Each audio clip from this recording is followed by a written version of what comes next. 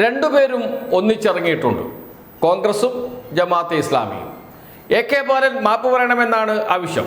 തിരുവനന്തപുരത്ത് മാധ്യമങ്ങളെ കണ്ടപ്പോൾ പ്രതിപക്ഷ നേതാവ് VD സതീശനും പറഞ്ഞു AK ബാലൻ മാപ്പ് പറയണമെന്ന്. ആ വാക്കുകൾ കേൾക്കാം.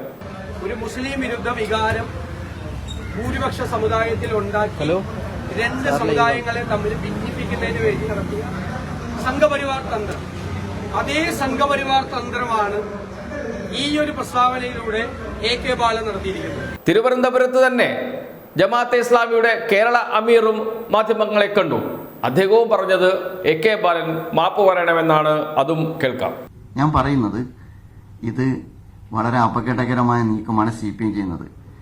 പഞ്ചായത്ത് ഇലക്ഷന് ശേഷം അതിൻ്റെ പ്രബുദ്ധ കേരളം കൊടുത്തിരിക്കുന്ന മെസ്സേജിനെ തിരിച്ചറിഞ്ഞുകൊണ്ട് CPM തിരുത്താൻ സന്നദ്ധമാകുകയാണ് ചെയ്യേണ്ടത്. അതല്ല എങ്കിൽ CPM പരാജയപ്പെടുന്നു എന്നുള്ളതല്ല ഇതിൽ കാണുന്ന അപകടം, കേരളം പരാജയപ്പെടും എന്നുള്ളതാണ്.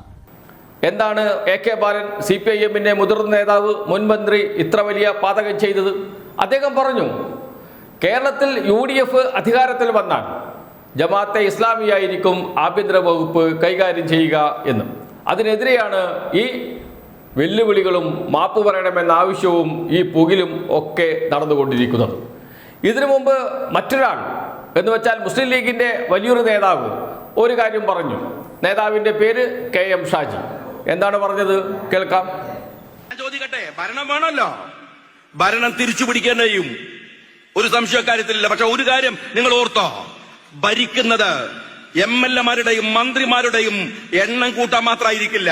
നഷ്ടപ്പെട്ടു പോയ 9.5 കൊല്ലത്തിന്റെ ആനുകൂല്യങ്ങൾ തിരിച്ചു പിടിച്ച് ആ സമുദായത്തിന് വകവെച്ചു കൊടുക്കാൻ അല്ലെങ്കിൽ ഈ പണിക്ക് നിൽക്കരുത്. അവർക്കത് കിട്ടണം. കേരളം പോലെ ഒരു സമുദായം ചോര ചിന്തി നമ്മുടെ പിതാമഹന്മാർ നേടിത്തന്ന അവകാശങ്ങൾ അതവർക്ക് ലഭ്യമാക്കാനുള്ള പോരാട്ടം. KM ഷാജി ഇങ്ങനെ പറഞ്ഞപ്പോൾ ആർക്കും ഒരു വേവലാതിയില്ല, പ്രസ്താവനയില്ല. എന്താണ് KM ഷാജി പറഞ്ഞത്? UDF അധികാരത്തിൽ വരും, മുസ്ലിം ലീഗ് അധികാരത്തിൽ വരും. അങ്ങനെ വരുമ്പോൾ മുസ്ലിം ലീഗ് പ്രവർത്തിക്കുക മുസ്ലിം സമുദായത്തിൻ്റെ നഷ്ടപ്പെട്ട അവകാശങ്ങൾ തിരിച്ചു പിടിക്കാനായിരിക്കും എന്നാണ്. 9.5 വർഷം കൊണ്ട് മുസ്ലിം സമുദായത്തിന് എന്തൊക്കെയോ നഷ്ടപ്പെട്ടു എന്നാണ് പറയുന്നത്. എന്തൊക്കെയാണ് നഷ്ടപ്പെട്ടത് എന്ന് വിശദീകരിക്കാൻ KM ഷാജി ഇതുവരെ തയ്യാറായിട്ടില്ല. അങ്ങനെ ഒരു വിശദീകരണം നൽകണമെന്ന് ജമാഅത്തെ ഇസ്ലാമിയോ കോൺഗ്രസോ ഇതുവരെ ആവശ്യപ്പെട്ടിട്ടില്ല. അങ്ങനെ പറയാം, KM ഷാജിക്ക് അങ്ങനെ പറയാം. ഇടതുപക്ഷത്തിനെതിരെ ന്യൂനപക്ഷ ധ്രുവീകരണത്തിന് ശ്രമിക്കാം. അതിനുവേണ്ടി ജമാഅത്തെ ഇസ്ലാമിക്ക് പ്രവർത്തിക്കാം. എന്നാൽ AK ബാലൻ നടക്കാനിടയുള്ള ഒരു സാഹചര്യത്തെക്കുറിച്ച് പറഞ്ഞപ്പോൾ അത് വലിയ പുകിലാകുന്നു, വലിയ വിഷയമാകുന്നു, വലിയ ചർച്ചയാകുന്നു. മാപ്പ് പറയണമെന്ന് ആവശ്യപ്പെടുന്നു. എന്ന് വെച്ചാൽ KM ഷാജിക്ക് തലോടൽ. ആരൊക്കെയാണ് തലോടുന്നത്?